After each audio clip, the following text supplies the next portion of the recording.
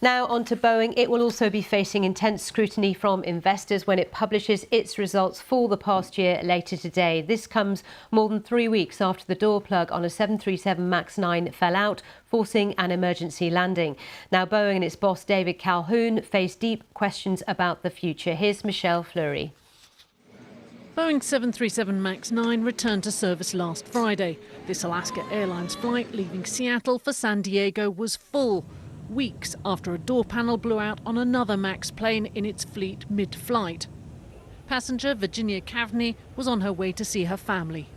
Thoughts go through your mind, but you have to hope that people learn from their mistakes.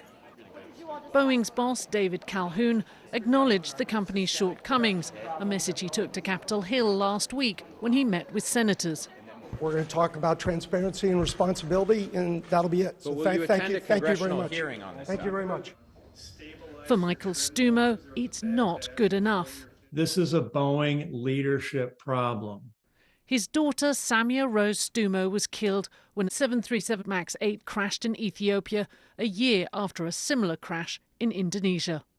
We sent a letter with 1,100 signatures from crash family victims and friends of victims' families and friends of families to the Senate, asking them to investigate Boeing leadership, to reveal how bad they are or not, but investigate the leadership and their ability to drive quality through the organization. As Boeing prepares to face investors, it's still under pressure from regulators and customers. The FAA is limiting how many 737 MAX planes it can make, and one of its biggest customers, United, is rethinking its options. The American carrier is rumoured to be in talks with Boeing rival Airbus. Despite the safety crisis, a lawyer for family members of passengers killed on a MAX plane in Ethiopia says Boeing is too big to fail. Take a look at Boeing and its importance to the American defense infrastructure. It's a very big deal. And so we for a lot of reasons, we want Boeing to succeed. But at the moment, they're failing us all miserably. Boeing and its best-selling plane may not be in danger of going bust.